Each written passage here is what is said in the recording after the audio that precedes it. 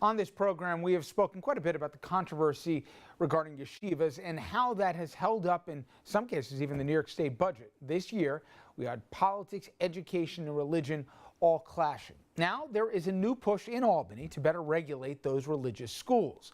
And here is how, in part, the Journal News described it. Quote, "For decades, the state education department largely ignored private school instruction, and many in the Hasidic and Orthodox community are suspicious of Albany's seemingly sudden interest in their classrooms. Orthodox concerns about state oversight are tied, in part, to historical worries about government intrusion on religious freedom and forced assimilation."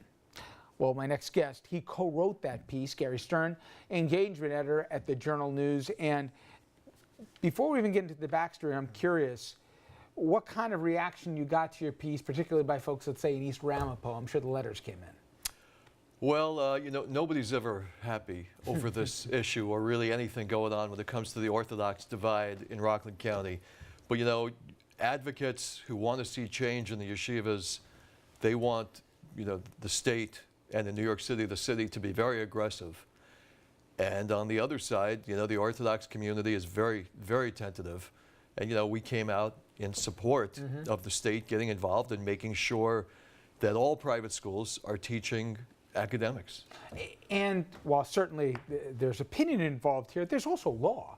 Since 1961, as you said in your piece, this is a standard that was supposed to be observed and enforced by the state of New York. It just hasn't been. Exactly. That's a point we made. It's the law, so it should either be enforced or perhaps rewritten, but not ignored. The state has looked the other way for decades, in large part because most of the private schools were Catholic schools, and I think it was a given that Catholic schools were teaching academics as well as religion. Now, the Orthodox community, and we're really talking about the Hasidic community and, ultra-Orthodox Jews, the population is growing fast in Brooklyn and in Rockland County and elsewhere, so there are more yeshivas. So when there are more yeshivas, there are more questions about whether or not they're teaching academics. A lot of people in the communities, including people who have graduated from these schools, say that they're not teaching enough math and science and writing and American history. So the state education commissioner has basically decided, we're gonna look into this. We're gonna try to enforce the law, but it's not going to be easy.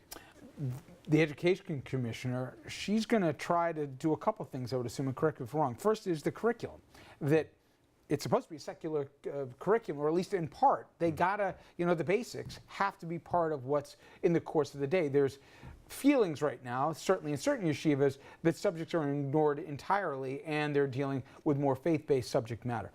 And then secondary, and this is the part that I'm really curious how it handles, is you gotta have tests at the end of the year. You gotta be able to see where does every school here measure up versus other schools in the state for reading proficiencies, math, whatever the case may be.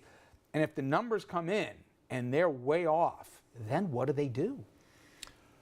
Well, that's a good question. I think we're a long way off from getting to that point. At this point, I don't think... Is it really, or aren't we going to be talking about this 12 months from now when the finals are coming in June? I think it's going to take years to deal with this. I do. Right now, only people on the inside know what the yeshivas teach. There's a broad spectrum of yeshivas, right? And some, in the modern Orthodox world, they teach plenty of academics, and it stretches all the way to the other side, apparently, where academics are not taught nearly as much. So what the state first has to do is come up with a system, a way to reach all of these schools and to figure out what they're teaching and what they're not teaching.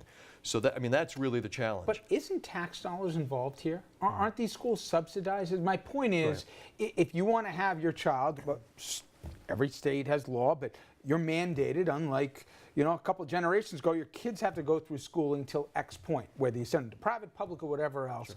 By law, you're required to send your kid. Moreover, if you take tax dollars in the course of educating your child, whether you do it through public or parochial or private, whatever the case may be, there's conditions attached. So my question is, and I'm not naive to the politics of this, but why would it take multiple years if for more than 50 years in the books it's a law already? Why don't they just get the same standardized test that everybody else does at the end of the year to see what they know and don't know? I think what the education commissioner has come to realize is that this is really, really sensitive. if she pushes the Orthodox community too far, too fast, there's going to be a backlash and the whole thing can fall apart. As you said, this is a community that has, a lot of political influence because of the block vote. And let me just explain what that means for the folks who don't know. The block vote is a term, but in this case it's a near fact. These communities vote largely monolithically. They vote for whoever, in this case whether Grant Ribby, whatever gives the blessing for the candidate, they will vote almost 100% and turn out in huge numbers for. Ergo, the huge political influence they have in statewide races, local races, and everything else in between. I'm sorry. Sure, and the Hasidic community is very, very skeptical of any kind of government involvement in their lives. They will not take kindly to being told what to do. So the state's going to... Is it worry about the modernity of it, that it's forcing the community too fast into a cultural thing, or is it more they just don't want anyone saying what goes on within the classroom, period? It's both. I mean, this is like they have very traditional concerns that, people have trouble understanding it, but that go back to World War II about government involvement in their lives and about the potential for forced assimilation, which is their greatest fear. So they do not want to be told what to do, especially when dealing with their children in yeshivas. Gary, fascinating stuff, and thank you so much. Sure thing. Okay, when we come back, there was a story. We've had a tough hour of topics here, but trust me, I want to stick around for this. Fourth grader sings Imagine, of course made famous by John Lennon, and it strikes a chord with millions of people across the country. You'll see why after this.